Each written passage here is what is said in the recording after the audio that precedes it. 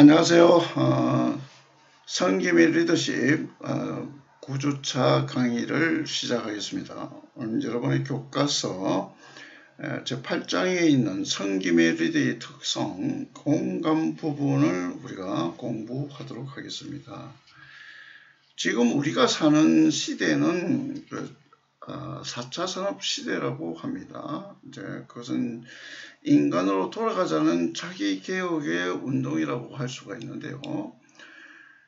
제1차 산업혁명 시대에는 18세기에 전기기관을 기반으로 하는 기계화 혁명이었던 시대였다. 그렇게 우리가 볼 수가 있겠습니다. 이 시대는 그 전기기관을 활용하고 영국의 섬유공업이 발달했으며 거대 산업화가 시작되었던 시기입니다.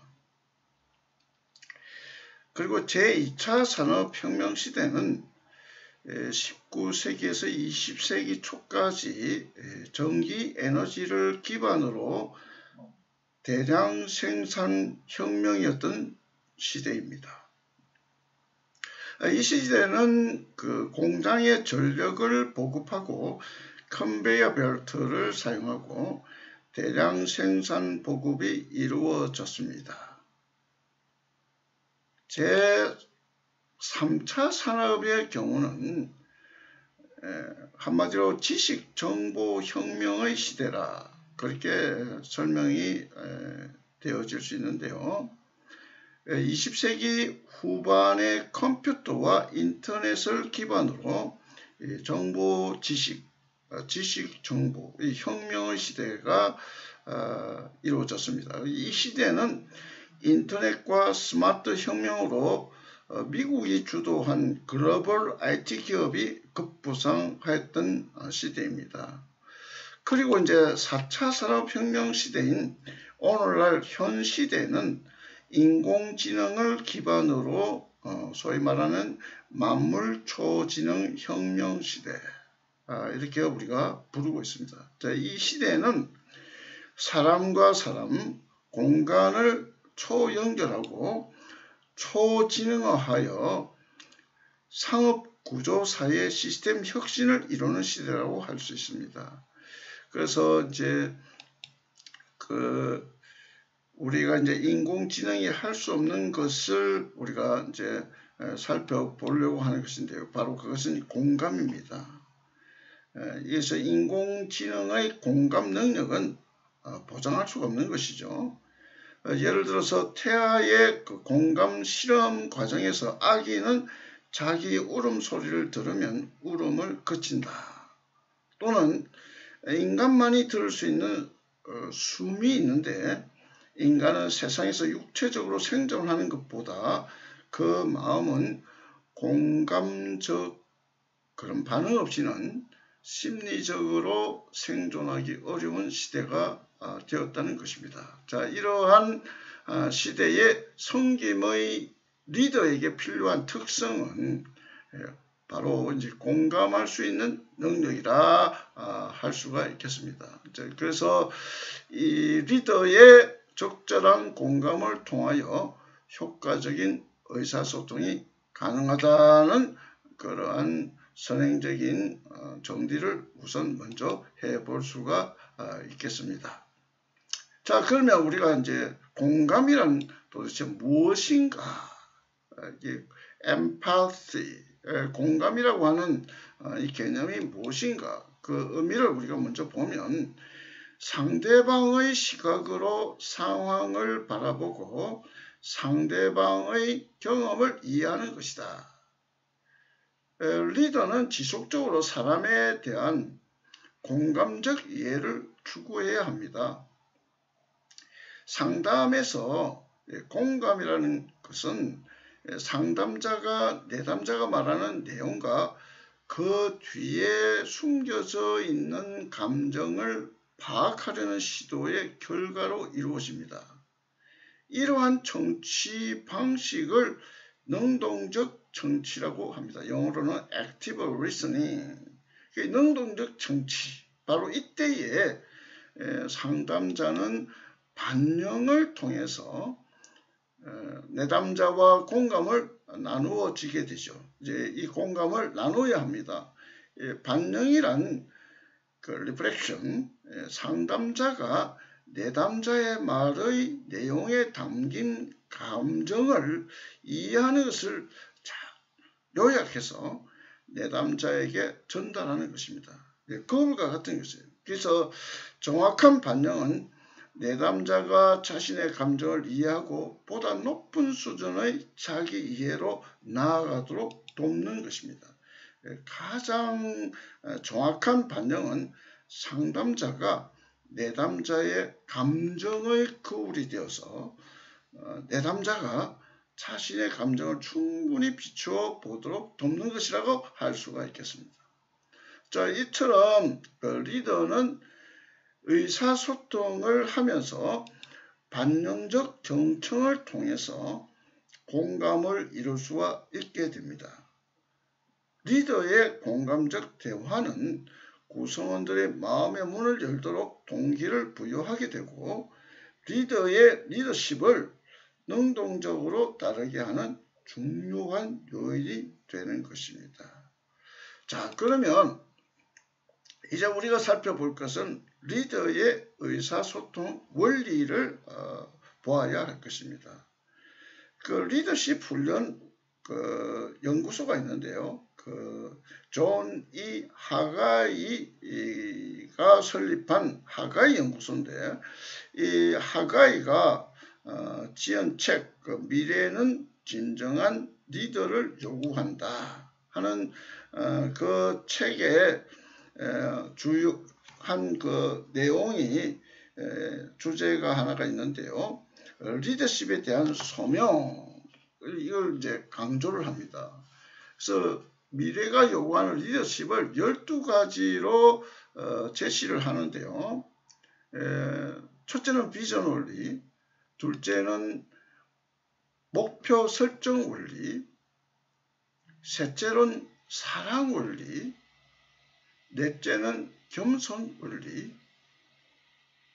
다섯째는 절제 원리, 여섯째는 의사소통 원리, 일곱째 투자 원리, 여덟째 기회 포착 원리, 아홉째 에너지 원리, 10번째 힘을 유지하는 원리, 11번째 권세 원리, 12번째 자각 원리, 이렇게 12가지의 원리를 설명을 하고 그 리더십의 소명에 대한 내용을 이렇게 제시를 했습니다.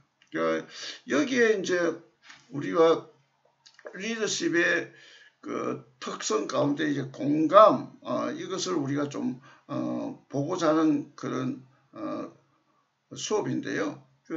우리가 주목거리가 바로 이 6번째 있는 그 의사소통 원리를 주목해야 할 필요가 있게 됩니다. 그래서 이제 하가이는 리더는 의사 전달이어야 한다고 이렇게 강조를 하는데요. 연설과 글을 통하여 효과적으로 의사소통할 수 있는 능력은 리더의 가장 가치 있는 자산이 된다는 것입니다. 리더가 효과적인 의사소통을 하는 데 있어서 그는 7가지 규칙을 제시하였습니다. 이제 7가지의 규칙을 하나하나 우리가 좀 설명해 보고자 합니다. 첫 번째, 효과적인 의사소통의 중요성을 인식하라. 그 다음에 두 번째, 청중을 평가하라. 세 번째, 올바른 의사소통의 목표를 선택하라. 네 번째, 선입견의 장벽을 깨뜨리라. 다섯 번째, 청중들이 잘 알고 있는 경험을 참조하라. 여섯 번째, 자신의 주장을 구축하라. 일곱 번째, 욕구에 호소하여 행동하도록 동기를 유발시켜라. 이렇게 문구들에서 우리가 이제 설명을 없이 해버리면 우리가 좀 힘들잖아요. 그래서 7가지 규칙 가운데 첫 번째부터 세밀하게 우리가 한번 살펴보려고 합니다. 효과적인 의사소통의 중요성을 인식하라. 이것은 이제 의사소통 원리의 그 7가지 규칙 가운데 첫 번째인데요. 의사소통은 리더가 공동체 구성원들을 화합시키고 방향을 제시해주는 방법입니다. 한 사람에게서 다른 사람에게로 메시지가 전달되려면 두 사람이 동일한 방식으로 메시지를 이해할 때 일어나게 되는 것입니다. 그러니까 이때에 리더의 공감이 아주 중요한 것입니다. 그래서 의사소통의 기술을 배우는 것은 리더가 되려는 사람에게 중요하며 잠재적인 리더십의 개발이 이것 없이는 불가능한 것입니다. 결국 리더는 단지 그가 하고 있는 말에만 관심이 있는 것이 아니라 청중들이 인식하고 의사전달의 결과로서 실제적인 효과가 있는 것에 관심을 갖는 것입니다. 리더의 중요한 과제는 공동원들의 구성원들 전부를 이해시키는 것이죠. 그래서 효과적인 의사소통은 고립감을 극복하게 하고 재생산을 하도록 하고 언어의 자유를 보장하며 가치 있는 생각을 정말 가치 있게 표현해 주는 것이라. 그렇게 정리를 해볼 수가 있겠습니다. 그래서 리더의 효과적인 의사소통을 위한 7가지 규칙 가운데 첫 번째, 효과적인 의사소통의 중요성을 인식하는 것, 이것이 중요한 것이라 먼저 살펴보았습니다. 두 번째는 청중을 평가하라. 청중을 평가하라. 이게 우리가 이제 7가지 규칙 가운데 두 번째인데요. 효과적인 의사소통을 위한 리더의 과제가 있어요. 그 과제에 우선되는 것은 자신의 마음속에 있는 메시지의 내용을 상대방의 마음속에 인식된 내용의 메시지로 만드는 것입니다. 그리고 두 번째는 의도한 효과에 가능한 가깝게 상대방에게 메시지의 실제 효과를 주는 것입니다. 이렇게 하기 위해서 리더는 메시지를 받아들이는 청중을 잘 알아야 합니다. 쉽게 말하면 청중 이해를 해야 한다는 것이죠. 그래서 효과적인 의사소통의 원칙을 수행하기 위한 기초는 청중들을 평가하는 것인데요. 자, 그러면 어떤 내용들을 우리가 구체적으로 한번 살펴볼 필요가 있습니다. 우선 그 기초 가운데에 청중을 이루는 구성원들을 파악해야 합니다. 그 다음에 청중을 둘러싸고 있는 환경과 중요한 문제들에 대한 청중의 태도를 평가해야 합니다. 그 다음엔 서로에 대한 청중들의 태도를 평가해야 합니다. 그리고 리더가 다루고 있는 주제에 대한 청중들의 태도를 평가합니다. 끝으로 리더는 자신에 대한 청중의 태도를 평가해야 하는 것입니다. 이 내용을 우리가 이제 수업하는 중에 제가 떠오르는 것이 이제 우리 이 성김의 리더십 강의를 중간을 지나오면서 여러분 이제 중간 평가를 하는데 제가 반성할 부분들이 많더라고요. 물론 호감을 가지고 또 좋은 평가를 하신 분도 있습니다만은 아주 정확하게 냉혹하게 지적하고 후한 점수를 주지 않는 그런 분도 있습니다. 그래서 좀 며칠 좀 고민을 했는데요. 제가 반성하는 의미는 여러분들이 이제 이 강의를 들으면서 느꼈던 것들이 사실 그대로일 거예요. 그런데 제가 이제 느껴지는 것은 청중을 이루는 구성원들에 대한 파악이 좀 없었구나. 그 다음에 청중을 둘러싸고 있는 환경과 중요한 문제들에 대한 청중의 태도를 내가 정확하게 평가하지 못했구나. 그래서 이제 청중 이해가 부족했기 때문에 어떠한 문제를 가지고 있고 어떠한 상황에 놓여져 있고 어떠한 필요가 있고 어떠한 것들에 대한 관심이 있고 뭐 이런 것들을 조금 해야 하는데 이게 이제 앞에서도 말했지만은 소통의 문제, 커뮤니케이션의 문제가 우리가 없었기 때문에 나타나는 것이다. 그럼에도 불구하고 내가 이 가지고 있는 여러분들에 대한 청취자의 태도를 수강자의 태도를 내가 평가하지 못한 그런 내용을 중간평가를 통해서 제가 잘 파악하게 되어졌습니다. 아주 여러분들이 또 앞으로 이제 제가 열심히 노력할 테니까 그런 부분에 있어서 좀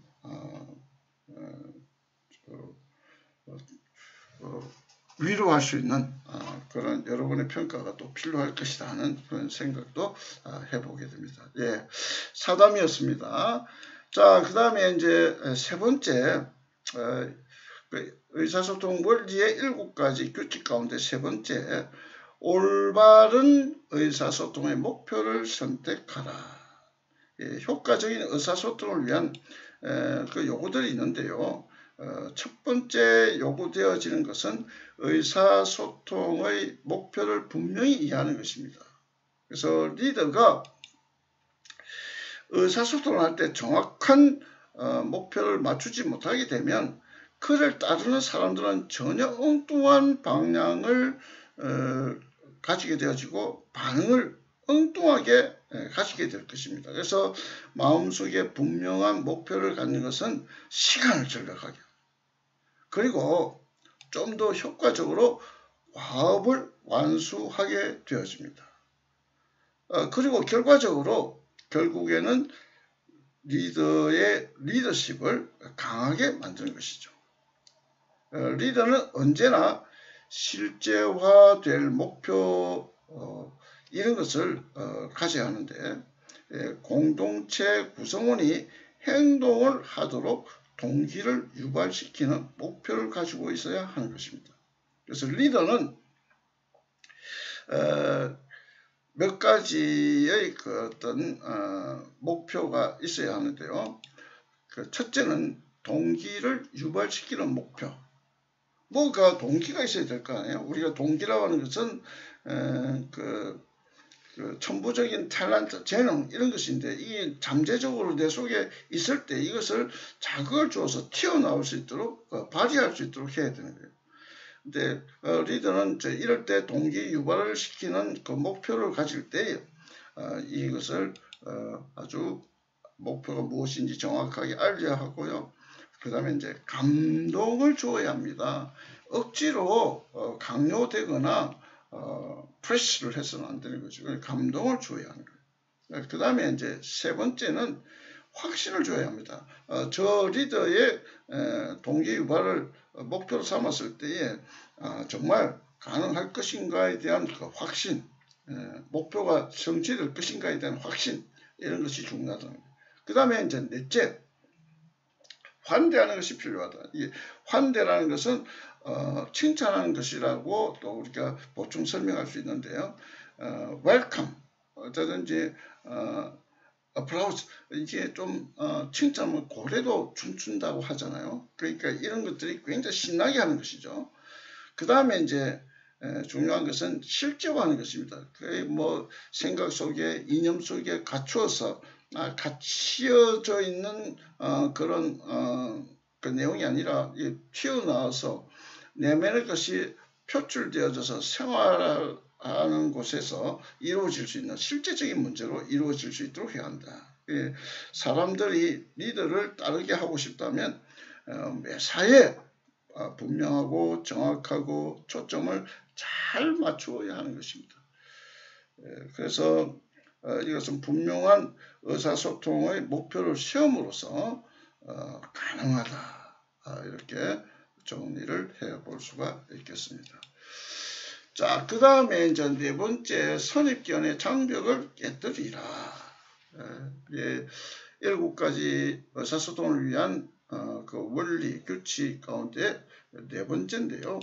이 효과적인 의사소통을 하기 전에 청중들의 주의를 집중시켜야 한다. concentration. 이런 의사소통을 하기 전에 청중들의 주의를 집중시켜야 한다.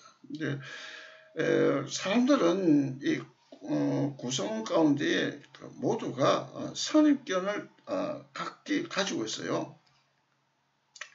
그런데 이제 리더는 그러한 선입견의 장벽을 깨뜨리기 위해서 노력을 해야 되고요. 그러한 기술을 습득해야 합니다. 그래서 먼저 리더는 청중들이 직면하고 있는 고민거리가 무엇인지를 질문해 봐야 합니다. 그 상황 파악을 잘해야 되나. 청중 파악 가운데 아주 중요한 부분이죠. 그 다음에 그 문제들을 자신과 동일시 해보는 것입니다. 그 다음에 이제 그 문제에 대한 해결 방법을 제시하는 것이고요. 그리고 제시한 그 약속을 지키는 것입니다. 그래서 청중들 직면하고 있는 고민거리가 무엇인지 질문해보고 문제들 자신과 동일시해보고 아이덴티피케이션이라고 해요. 동일시해보고 그 다음에 이제 그 문제에 대한 해결 방법을 제시해주고 그 다음에 제시한 약속을 꼭 지키는 것입니다. 자, 이러한 선입견의 장벽을 깨뜨리라. 아주 중요한 문제가 네 번째의 규칙으로 원리가 제시됩니다. 그 다음에 이제 5번째, 청중들이 잘 알고 있는 경험을 참조하라.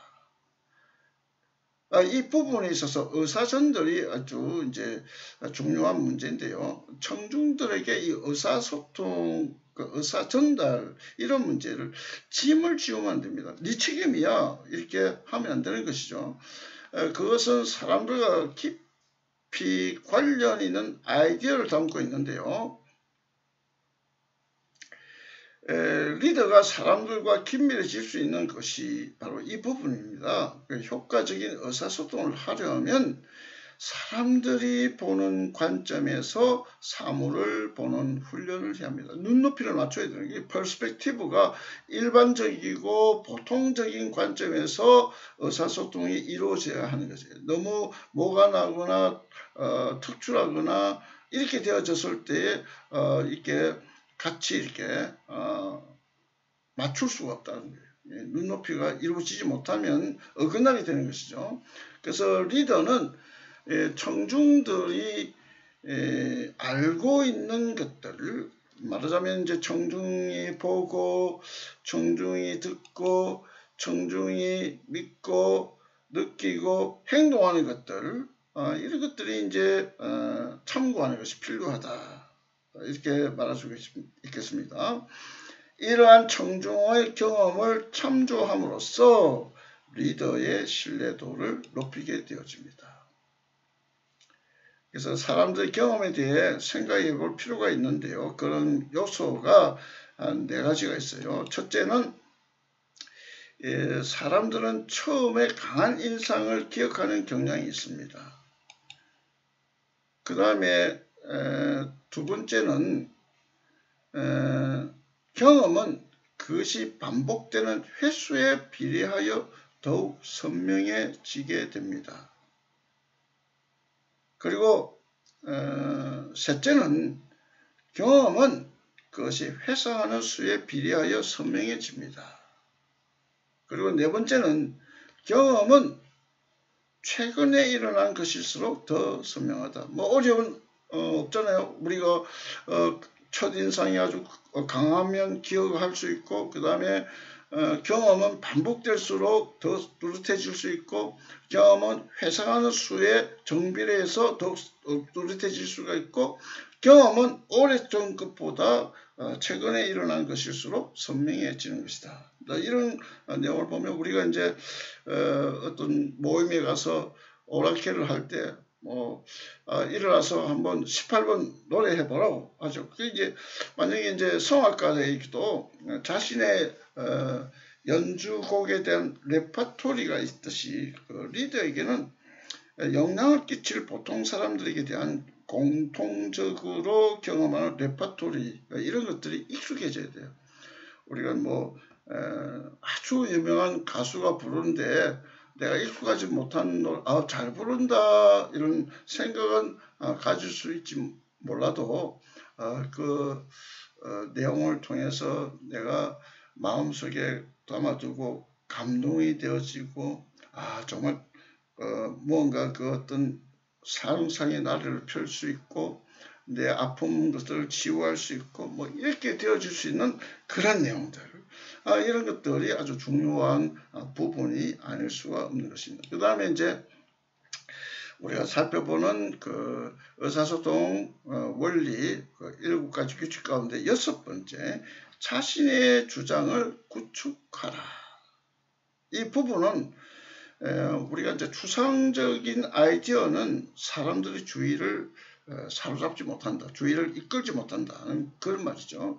대개 사람들은 증명되어지는 것이 아니면 쉽게 믿어지지 않습니다. 이성적이고 과학적인 어떤 그러한 증거, 증명, 이게 아주 중요한데 아무리 논리적이라고 하더라도 감정적인 지지가 없으면 아무리 이제 달콤한 제안이라 할지라도 따르지 않게 됩니다.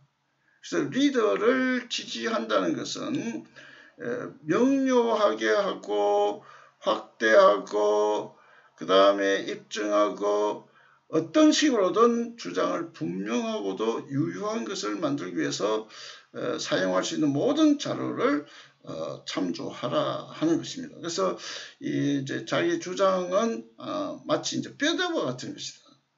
또 반면에 그 지지하는 것, 감정의 지지는 살과 피와 같이 생명을 주는 것이다. 서포팅 하는. 자, 이 두 가지 축을 우리가 가지고 뼈대가 있으면 살과 피가 같이 있어야 생명체, 유기체 온전하게 이루어질 수가 있는 것이에요. 리더에 있어서 이 중요한 부분은 명료하고 확대하고 입증하고 어떤 식으로든 그 주장을 분명하게 유효한 것을 만들기 위해서 모든 자료를 참조해야 한다. 그래서 이제 이런 부분들을 우리가 다시 한번 반복해서 이 지지가 중요한 부분을 강조하게 되어지는데요. 이 리더는 이런 지지를 얻기 위해 노력해야 하는데 어떤 것들을 갖춰야 하는가 하면 축적, 이런 것들을 사용해야 되고요. 그 다음에 이제 재진술, 그 다음에 이제 설명, 그 다음에 비교, 또 일반적인 예화, 그 다음에 특별한 이해, 그 다음에 증언, 이런 것들을 통해서 지지가 되어지고 생명력을 취하게 되고 갖게 된다는 것이다 하는 것을 우리가 살펴보게 되었습니다. 그 다음에 이제 마지막 7번째인데요. 7번째 보게 되어지면 욕구에 호소하여 행동하도록 동기를 유발시켜라. 마지막 부분에 그러한 의사소통의 원리 7가지 규칙의 마지막 부분입니다. 자, 이 부분에 있어서 리더의 그 의사소통의 목표는 목적을 성취하기 위한 다른 목표들 가운데 하나를 이용할 수 있을지라도 중요한 것이죠. 실제화하는 것이 중요하다는 거예요. 그래서 이 이제 리더의 경우에 사람들이 이미 이해하고 지니고 있는 그 동기를 사용해서 그들의 욕구에 호소하여 행동하도록 자극을 주어야 하는 거죠. 내면 속에 이렇게 갖추어져 있지만 이것이 드러나지 않고 그 동기가 표출되어져서 실제와 생활 속에 나타나지 않는다면 그 의미가 없는 것이죠. 알고는 있어요. 그러나 그것이 행동으로 나타나고 삶 속에서 실현되어지지 못하는 것은 의미가 없다는 거예요. 자, 그래서 리더는 추종자들의 행동을 바라며 그들을 변화를 시키고자 하는 효과를 기대합니다.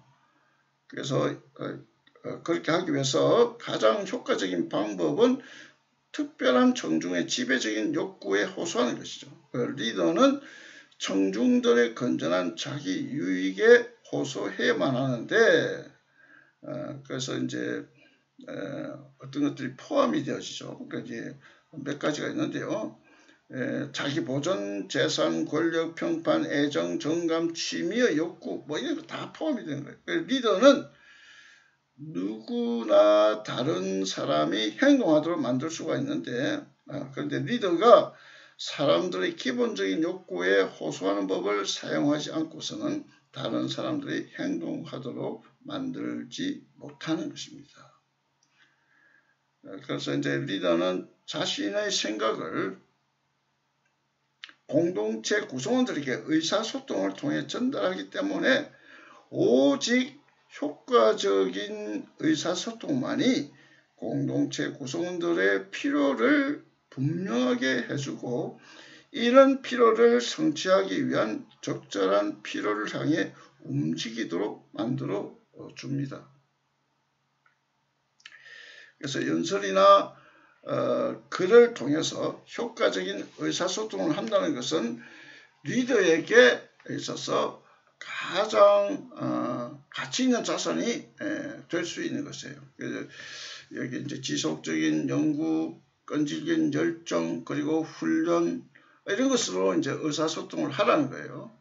그렇게 해서 효과적인 의사소통을 통해서 좀 더 지적이고 좀 더 품위가 있도록 자신의 의사 전달 능력을 제대로 개발시키지 못한 사람들을 이제 의도대로 목표대로 세울 수가 있는 것입니다. 그래서 여기 이제 슬라이드에 나오는 그 리로이 아임스의 저서에 그 동기를 부여하는 지도자에서 동기를 부여하는 12가지 지도자상을 여기에 제시를 하고 있는 내용을 따왔습니다.